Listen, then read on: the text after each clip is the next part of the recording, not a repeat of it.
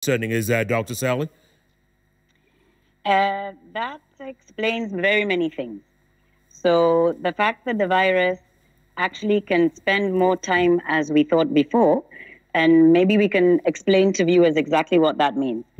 Because the virus is a very small particle, when we speak without a mouth covering, there are certain kinds of droplets that are very, very small. So let's call it like a microsaliva particle. So this microsaliva is so light, it doesn't fall to the ground. So it stays suspended in the air. And it's been seen that the heavy particles will go onto surfaces. So if you're in church and there's a bench, and you're singing, so the heavier particles will go down onto those surfaces, and someone touching that surface will then get contaminated. But the microparticles get suspended in a cloud around this area. And that is what has been the cause of the banning of indoor activities. So whereas when you are outside, there is more space and you have your social distancing and there's wind and there's movement. But the fact that there's this possibility of, if you're in a meeting with 10 people and 2 or 3 are infected and you spend more time in that area and the area is closed in, these particles will float and then you'll change the room and another group will come in. And there's enough viral charge in that environment to cause disease. Including air conditioning. Air conditioning is worse.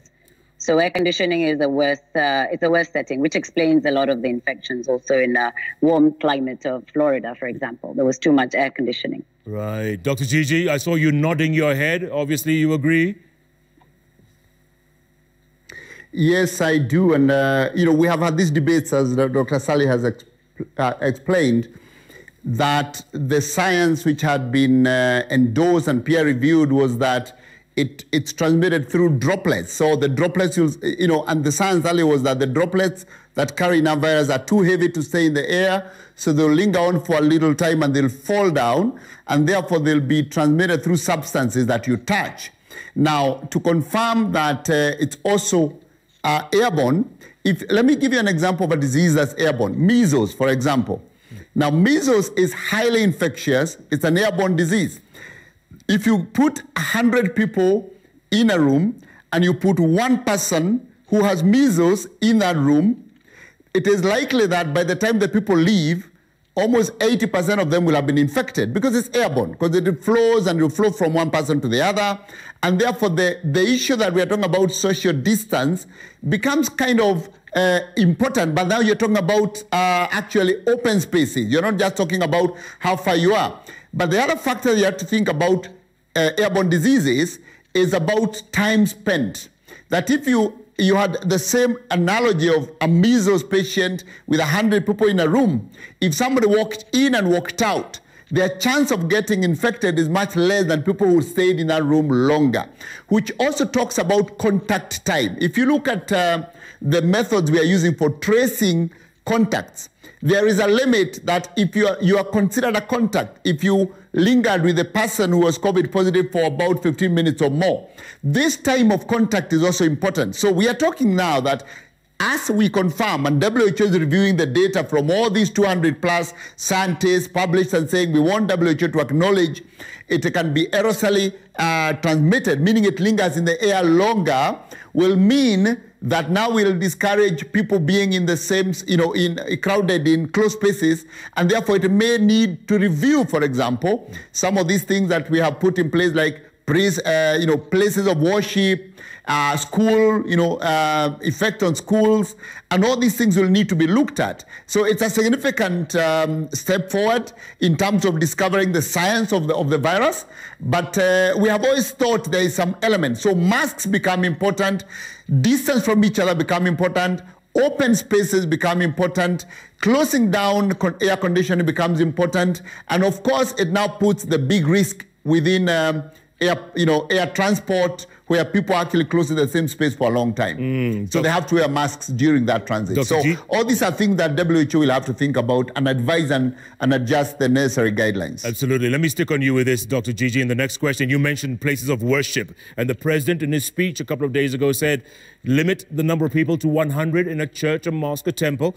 No one under the age of 13, no one above the age of 58. Now listen, there's something called discipline that we don't really take very seriously in some places. What are we going to do about it? Who's going to be counting? Oh, 98, 99, 100, no more oh, no more here. You can't come in. Oh, you're 13. Oh, I thought 12, 13. No.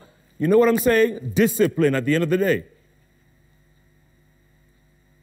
Impossible, Jeff.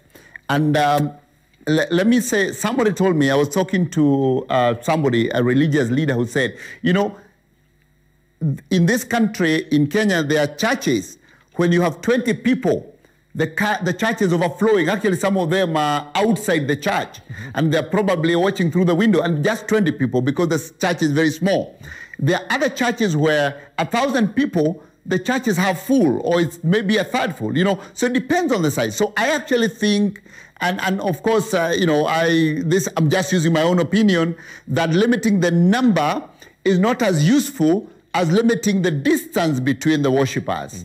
And the time was a necessary condition, that people should not spend too long, because again, if you talk about it being airborne, the longer time people spend in this closed space, the more the risk, okay? So I would say that rather than a number, we should give the distance, and then also limit the time, which was a necessary measure, and the limit on the young people because of mobility and being super spreaders, and the limit on the older people because of increased risk. You know, I am conscious of what Sally was talking about, vulnerability. Increased risk to the elderly people was important. The question of discipline, Jeff, is a very difficult one, and I think this is the thing that we need to realize, that zero compliance, 100% risk. 10% compliance, maybe 90% risk. 50% compliance, 50% risk.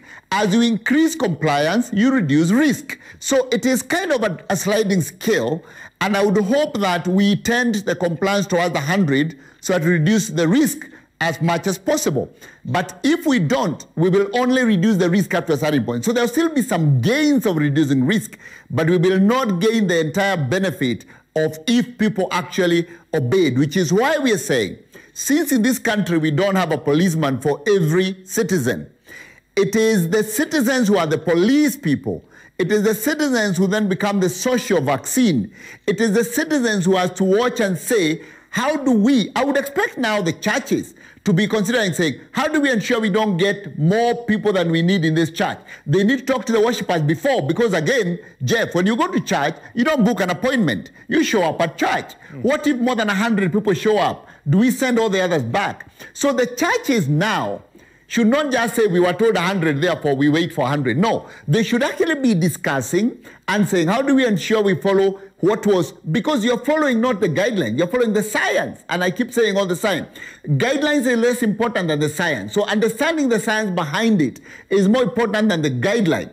And the church then can sit and say, the reason for 100 is not really the number 100. The reason for 100 is for us to maintain distance from each other and reduce risk. Therefore, how do we do this? Communicate to our congregants, say you are only going to allow maybe the choir and the elders, or say maybe next Sunday we'll only accommodate, you know, this kind of the youth. The other Sunday we'll do. The churches are the ones who need to take the responsibility to plan, not wait for the police to come and chase people out of the church. Good point. Good point. Dr. Sani, I saw you nodding. Can I say? Yeah, go on. I have, if I can bring in my view on what, my view on how to take up worship.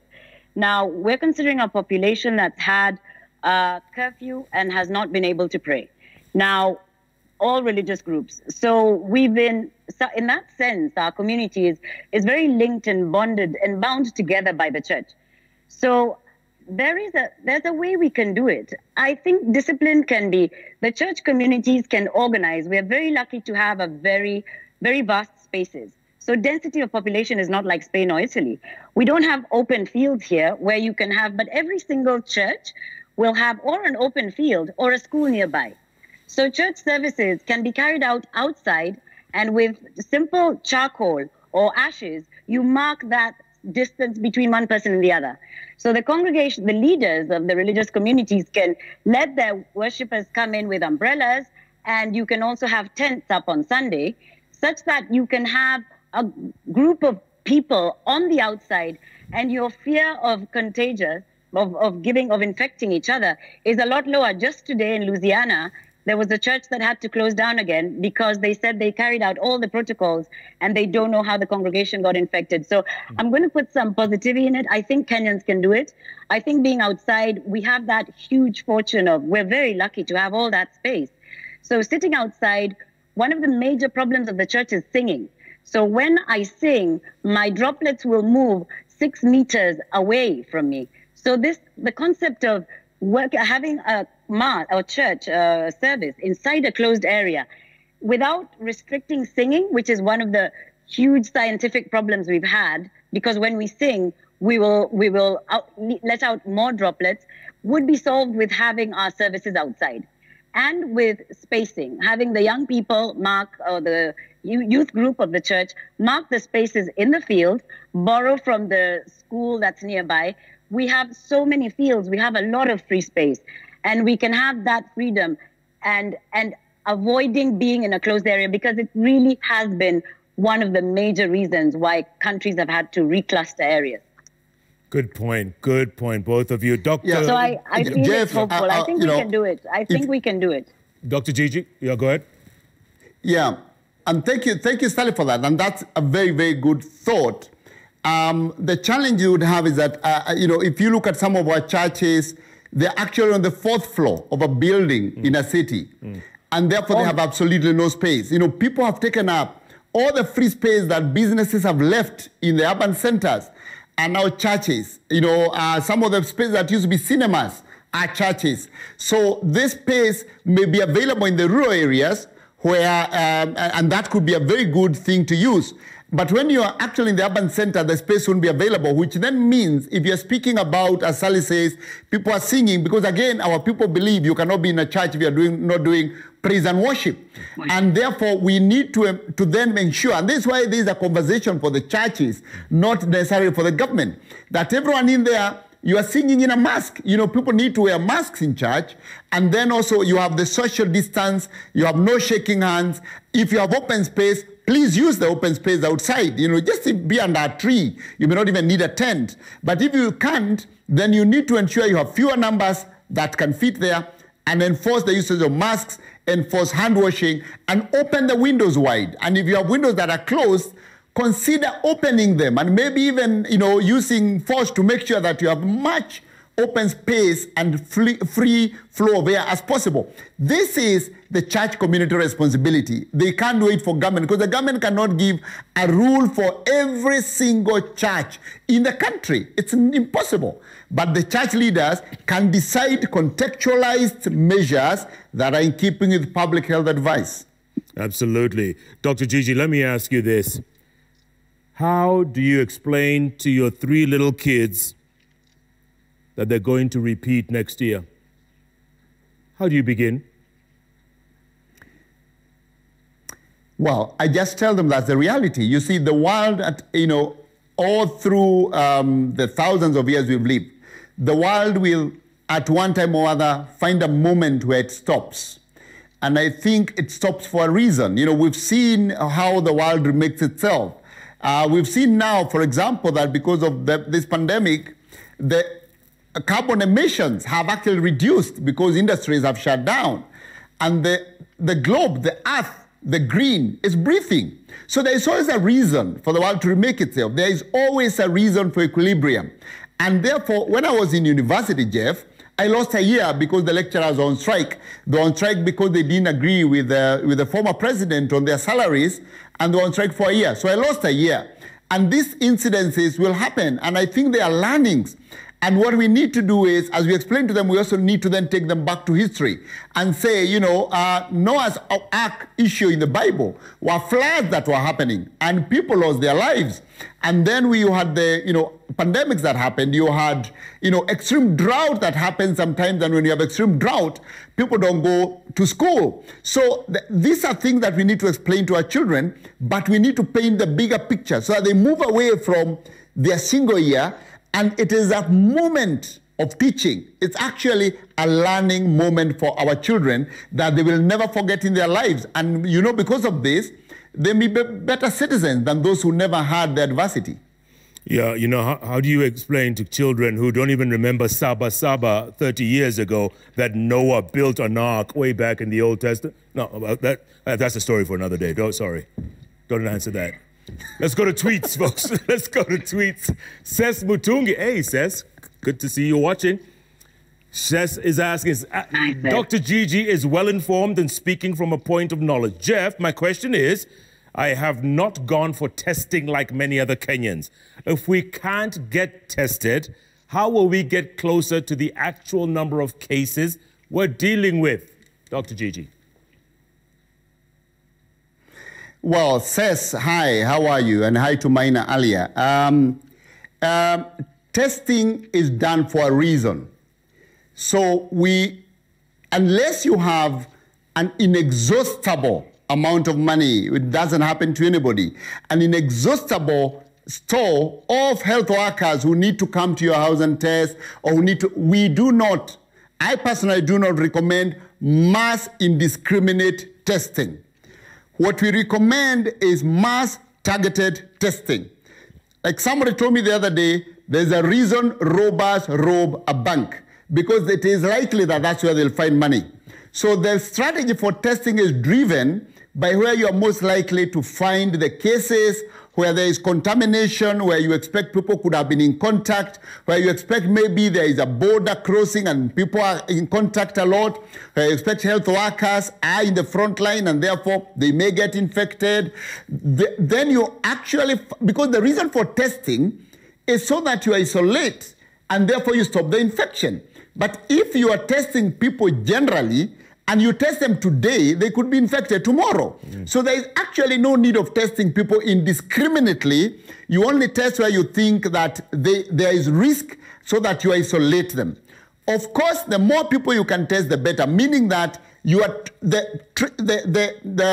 testing capacity needs to be high, but also beyond the testing capacity, you test samples. You have to find people to collect samples. So the reason you're finding some of our countries behind in testing is because of the ability to trace contacts and trace as widely as possible. In some states, they're using phone applications so that you can actually find all the people who are around an infected person and test all of them. Now, without those things, for us to increase our testing, if we don't increase our capacity to trace, it will mean we will go to indiscriminate testing of saying, let's test people, anywhere. You test contaminated areas. So, I would say that, there is really no need for you unless you have a reason to think that you need a test. There's no need to test. Of course, if you have excess money and you want to do it, no one stops you. It's available. It's free. In South Africa, more than 50% of the tests in South Africa are being done in the private sector because people can afford to pay. They walk in, they test, and those are counted in the government. But in countries like Kenya, majority of the tests are being done by public-related organizations, and we haven't gone to indiscriminate mass testing, which in my view is not a good strategy. Targeted mass testing driven by risk is the right strategy. Dr. So, Sally, don't worry. Dr. Sally, you want to jump in there? I'm going to jump in quickly to explain, probably to the viewers, the importance of mitigation and lockdowns and testing. So if you imagine a buffalo in the savannah, if a lioness and the lionesses are going to attack, what they do is two lionesses will jump on its back, and the sheer weight of the lions is going to start pulling that buffalo down. So let's imagine COVID-19 is the buffalo. So the lions jump on top, and they block and suppress the strength and with its weight, and that is that's how lockdowns work. So we're trying to push and flatten that curve with very drastic measures. And the two lionesses that go under on the belly will start biting and making it weaker, and that is what testing is. But once the community has very high levels of COVID-19 and our lockdowns, which economically cannot last forever, what we need to do is continue the testing, because the lions that are under, what are they doing? They're separating the people infected from infecting more people from the community. But the the animal is actually moving and has gained strength once again. So what we need to do is wear masks. We need to keep him suppressed. The testing will go on, but once it's in the community, we're trying to find the clusters and separate them. But prevention is important. Wow, I just felt like I took a trip in the Masai Mara right now, Dr. Sally. That was really well explained. Explains more the testing and how it works. Once it's in the community, prevention. Yeah, but you know how buffaloes respond, right? They're very stubborn animals, huh? Correct. So we don't want them to replicate, and there'll be more buffaloes, and we can't test everybody. Testing is not a method of, in 2-3 days after a test, you can be infected. So masks, mouth coverings, prevention. Let's prevent the disease. Enoch Kilile says, with over 80% being asymptomatic and the opening of internal borders, ask the medical pundits, Dr. Ari and Dr. Sally Kuria, isn't it that our unprepared counties are going to be overwhelmed because of huge spread due to movement? We mentioned that a moment ago, but Dr. G, you can just comment on that real quick. I mean, it's going to spread. It's inevitable. It's gonna spread, and I think the thing and what Sal was explaining is that we test to hold down the buffalo. So we are going to see people who are infected move to the county, and when they move to the county, you can catch them in different ways. You can catch them through temperature screening, or maybe they have symptoms, or maybe they have been in contact with somebody. You have to keep a very active surveillance and tracing system. Extremely, and that's how you manage epidemics, by tracing, testing, tracing, and testing. But then the challenge is that when you trace and test and you find positive, what do you do with it? And this is the first stage of the capacity that we need. That when you trace and test and you find positive, then you must remove that person from the community and put them in an isolation center, or ask them to go home and stay home if you can monitor them at home.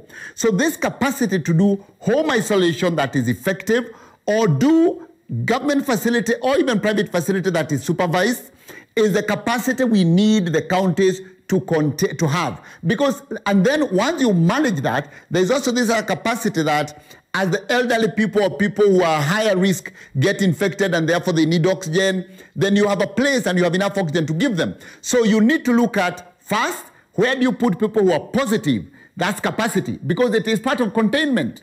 The virus is going to spread, but you must be able to put measures of containment, like isolating positive people. On the other side, how do you prepare yourself that in case you have a surge in sick cases, you have enough beds, you have enough oxygen, and for those few who need ICU, you have enough ICU, but ICU comes with ventilator, comes with critical care nurses. So it's kind of this kind of preparedness, and I'm sure that this is what we'll be focusing on in the next 1 month to ensure all counties can at least, they'll not achieve 100%, but can increase their level of preparedness as you go along. Yeah, indeed. Dr. Sally? When it comes to what we can do in case there is an influx, one of the things I would advise when people move from the urban areas to the rural areas, there will be an increase. So we're moving from an area that has high risk to an area that has lower risk. One of the things we can do, because COVID-19 tends to have a bit of a stigma behind it, because even when the Madrid people were moving out, they got a bit of backlash when they were wherever they were going. The rural community can see them as brothers who will give them more information about this disease. So our rural areas, there's not that much awareness. So let's just see them as brothers.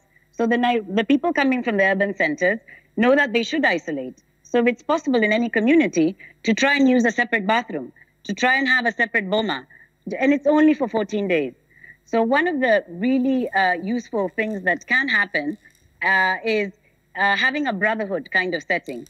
And all the people moving from the urban areas to the rural areas carry the spirits, the sanitizers, the masks, carry all these things so that you can train the rural areas who are less sensitive, or the population in the rural areas who are a lot less sensitive to what the disease is, and let it be a community thing. It's working together. You must isolate. Talk about children and the young children who want to see their grandmother. talk about them being careful and keeping distancing. So let it be a brotherhood. Let it be, let them be welcomed, but also at the same time, let them give that insight of what the disease is like. Absolutely. Let's go on to Jimmy Kibero, who says, going by Dr. Sally's explanation of saturated airborne substances, is it prudent to reopen air travel given the closed, pressurized air cabin? What should airlines do differently before a vaccine is discovered? So originally, it was the European Union asked for the airlines to space out people in the airline. And the airlines have basically refused. They have simply said that it wouldn't be worth the cost. And so now air traffic right now, where we're receiving flights, everyone is coming in business as usual. What they are emphasizing is everybody should have a mask. The air transport is a bit tricky because you're in a cabin and the small particles are actually shared. They have promised to do their best to keep changing the air, but we don't know until we see the effects, which we're already seeing now.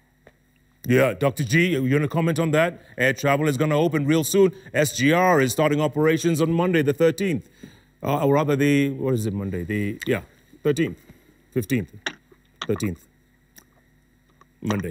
Yeah, we just need to contend with the fact that we are increasing risk. And then we have to balance out and say we are increasing risk. What do we do about that risk? So there are no two questions about it, that the risk is going to go up. It doesn't matter how much we ask people to wash their hands, to sanitize, to use masks. You can imagine when you're using a mask for 8 hours flight, you will have to pull it aside or remove it to take a breath. So the issue is that the risk is going to go up. So we know that, and the world just needs to be prepared that risk will be higher. When we open the SGR travel from Nairobi to Mombasa or Mombasa to Nairobi, the risk will go up. So back to ourselves, that if you do not have to take that trip, do not take it. If you can hold on, hold on. If you must take the trip, then remember that you are increasing your own personal risk. You are increasing the risk to other people. And the only way to reduce that risk is wear mask throughout, wash your hands, carry a sanitizer. But of course, the best strategy is do not take the trip. But we know where we are and the economy and all, people are livelihoods. We know, unlike Spain and Italy, 80% of our people are relying on the informal economy. They have to work every day to earn a living. In some other countries or some other communities, people are assured of a job, and therefore, even if you decide to stay home, you're still earning.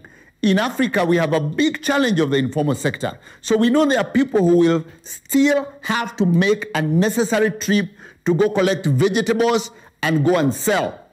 Their risk will be higher, no doubt. They just need to be aware of that higher risk and therefore take the necessary measures and take them more seriously than those who are staying home. Yeah, discipline, discipline, discipline. Okay, here's a couple of comments. Jeremiah Karaoke. So, hey, you say, Daktari number one, what you are saying in terms of transmissions makes sense. But also, look at the reproduction numbers we are having now, which are worrying. Our testing is a concern, and possibly the 2.6 million infections could be a reality. You didn't deny that, Doctor. I did not deny that, and if Jimmy wants to take me up on reproduction number, the reproduction, the R0 number in Kenya now we are seeing is about 1.4 or less. What we estimated before the virus came here, we knew it would, and this, when we are talking production number, we are talking about the number of people on average one infected people is transmitting to. We had figures of 2 to 4 people per person infected. But in Kenya, the numbers I've seen is about 1 to 4. But they could also be, affected by factors of the fact that we are using probably the tested cases. So we are probably having a higher reproduction number, as you say, because if 2.6 people are indeed infected, then remember that it's also, then we are infecting more people than we think we are. But remember, there's something I forgot to mention when I talked about this 2.6 million number. The sample that was used, and I'm not challenging in any way the Cambridge study, they are notable scientists. The sample we took was blood donated. Remember, who donates blood? 60% of all our blood donated is by school-going children, meaning that it is by children who are under 17 years. Their mobility rate may be high, their interaction may be high. So in terms of whether you can map across the entire population, you have to think about what variables you have to adjust. Remember also the other bulk of donors are family members who are actually traveling to visit people, patients, and they're having to go donate, and they're going to see patients in hospital, and therefore they are donating blood.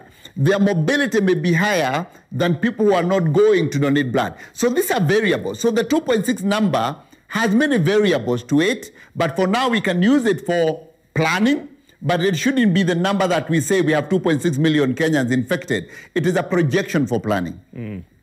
Dr. Sally, this next one is for you, actually. Mark Ende says, the virus is immobile, but people are mobile. Reopening was a good idea only if people will adhere to the WHO directives. It is not a time to make merry and forget that the virus is still here. And the reason I say that, Dr. Sally, you're saying people are having house parties. People are misbehaving even where you are. Correct. It's just how human beings are. So you realize that we are all very similar. If you follow the trend of behavior, besides China, where, of course, there was a lot of discipline, but when you follow the trends of how people behaved, in the north of Italy, we had a very bad pandemic. And in the south, in Naples, there were house parties going on. Thereafter, the same thing happened and it replicated. So it's human nature. It's not better or worse. It's just simply human nature. What we have to remember is that the virus lives and the virus celebrates irresponsibility. The virus thrives and is very comfortable in an area where it has all these available lungs that it can infect, replicate, and move on. So we need to be very cautious. Remember that we give life to the virus. It lives because we are sociable people. It lives because we hug. It lives because we embrace each other. That is how it lives. It lives. So any community that is close and you greet by smiling or by keeping close or peck or giving each other pecks on your face, like in Spain, this is where the virus is really having a good time. So we need to remember we are responsible for propagation of this virus. Otherwise, the virus would not live. It lives with social activity. That is how the virus lives. Yeah, and you ended up in the biggest partying town in Spain called Ibiza. How did that work? A series of events, I must say. I was working in a public hospital in the north of Italy, and there was a possibility to come and work in Barcelona and in the Balearic Islands. And I was very fluent in Italian. And I then decided to move to Spain. I visited the country. I visited the islands. And it was easy to move from one language to another. And that is how I came to the Balearic Islands. They were beautiful. And I set a base here. Wow. Dr. Gigi, some people have all the luck, huh? All the luck, if I tell you. But east or west, home is best. There you go. That is very true. William Masharia says, now is the time to be careful because the same speed that we shall move is the same speed Corona will move. Dr. Gigi. Spot on. Fantastic statement, because the virus is not leaving, by the way. You must remember that the virus it cannot stay on its own. So it has to be attached to a human being. We are the carriers. So remember what I said earlier, that if you have, let's just take marbles and put them in a cube. And we put them in a cube and we put 1,000 marbles and we make one an infected human being. And then we start to move. We create pressure or whatever it is inside the cube and we start to move those marbles. Now, if we move them at a speed of 5 kilometers an hour and they are knocking on each other slowly, it will take very long for that one infected marble to infect all the 1,000 marbles in that cube. If you increase the speed of motion, it will take a much shorter time for the one infected marble to infect all the others. It's basically that. So this is what was being said, hold down the buffalo. You hold down the buffalo by reducing movement. By the way, we have, within this period, we've had Google and Apple measure mobility of people. And they see actually that when countries do lockdowns or put restrictions and the mobility reduces, in South Africa, mobility reduced by 75% during lockdown. 75% from their baseline movement. And the virus, they kind of flattened. But when they opened up the lockdown, mobility has gone up. It's gone up. And because of that, now we have the virus going up and the spike going up. So we just have to remember it's the same thing with the US. So the faster people move, the faster the virus moves. Dr. Sally, you agree, obviously, yeah? I agree, but mouth coverings have been shown to, mouth and nose, face coverings have been shown to prevent and to avoid infection. So we can do this. I think Kenya can win this battle. We need to wear our masks. It is cheap, it is easy, and it's something that we need to bring out in the community, just remind everyone in the community. We can do this. I'm confident we can do this. Yeah, thank you for those reassuring words. One last comment here. Olude Danku says, the sad reality is that COVID-19 is not going anywhere, as it is endemic. And as Kenyans, only our discipline will help us tackle this pandemic. Goes on to say, this is the time that Kenyans' self-discipline is being put to the test. One man for himself, God for us all. Let me ask you a question, one last question, both of you. Dr. Sally, is a vaccine in sight, or is it what you all are being told, like us, it's 18, 24 months away? So the most promising vaccine is the Oxford AstraZeneca vaccine. AstraZeneca is an extremely established pharmaceutical company.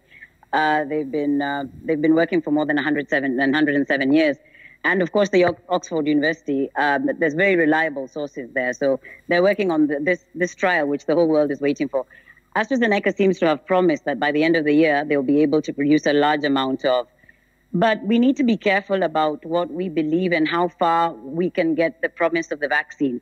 The vaccine, even when it does come, we must remember that it's produced by private companies. Vaccines don't come on a charity base or ONG.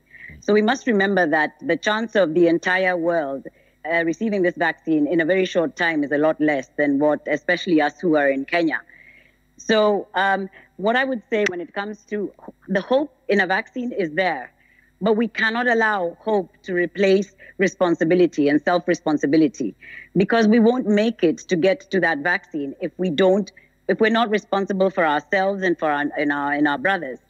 So there is hope for a vaccine. They have promised, though the other estimates, a lot is being said, other estimates say that by summer next year, probably that's when we will have a vaccine that's available. Though they seem to say that in December it will be ready. Okay. Dr. Gigi, your thoughts on this? Well, my thoughts on the vaccine is that it's a long way to come. And I will say that, there are two things to a vaccine. There is the scientific discovery, which is what Dr. Sally is talking about. And I know we have several candidates of vaccines. We are debating about trials. There is a trial now going on in South Africa. So that's one side. That's the science. But there are other aspects of a vaccine. Other than manufacturing, there is delivery, and there is the health systems that assist you or enable you to actually make sure the vaccine is available with everyone. So even if a vaccine is discovered and we have it ready in science by December, then you have the manufacturing process, you have the delivery, the purchasing mechanisms. I am aware that the world is discussing this vaccine being a common good where it's paid for and it's free. I'm not sure we'll be able to raise enough money for that, but we've seen some efforts to, for example, raise enough money to ensure that low-income countries and low-middle-income countries have some reserved, quantities. But remember, we just saw, bad behavior where a drug which was said to be improving people's lives, the US bought all of it, at a go. So we don't know what's going to happen to a vaccine. So I'm talking about discovery of the vaccine is one element. Production and delivery is another element. And then including the financing of it, as Saleh has said. But finally is a more complicated issue, which is the health system capacity. Just like we are talking about health system capacity, vaccines are not sold in the supermarket or the shop, and therefore you can have rapid distribution. Vaccines require refrigeration. Vaccines require health workers to go to health centers or to go to households and deliver them. Vaccines require, those delivery mechanisms, whether it's going to be oral or injectable, whatever it is. So this is really what we need to worry about, that even if a vaccine is available, that we've sorted out manufacturing and delivery, how rapidly can we actually make sure it's available for everybody, 47 million people? Even now, we struggle with ensuring that we have 100% of polio. We struggle with ensuring that we have 100% measles coverage. We struggle to make sure that every young girl has HPV vaccine to protect her against cervical cancer. What worries me most is this engagement and finally acceptance, that we have had people actually raise doubts about acceptance of vaccines. We saw that with polio, we saw that with tetanus. Acceptance is the other bit we need to do. So what I would say is that rather than wait for the vaccine, we should probably assume the vaccine is going to come, and the government and ourselves should be saying, how do we establish a system for delivery, distribution, and acceptance of the vaccine within communities, not when the vaccine is there in the store, but now before it comes, so that when it comes, we'll reduce this chain of delivery, is what I would say about the vaccine. For now, you and I are the vaccine. Yeah, and I love what you tweeted about 13 hours ago, Dr. Gigi. You said that little kid talking to the corona, saying, I'm not scared of you, I'm young, I don't need to self-isolate. And corona turns around and says, I'm here to follow you to grandma's house. Exactly. Deep.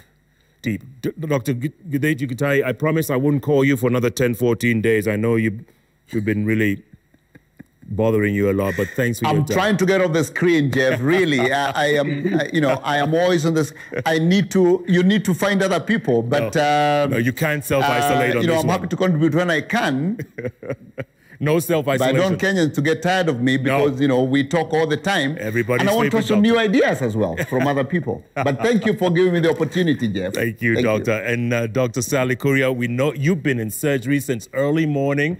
Thanks so much for taking time. Thank you so much for really adjusting your schedule for us tonight. This was very helpful. Thank you for having me, Jeff. You bet. Thank you both. God bless you both and stay safe out there. And you too. Thanks so much for your comments, your questions, your tweets, your Facebook posts, your Instagram posts. Thank you so much. Keep tweeting at Koinange Jeff, at Citizen TV Kenya, the hashtag JKLIVE. As usual, if it's Wednesday, it's all about those three letters on the keyboard that follow each other. JKL. Thank you all.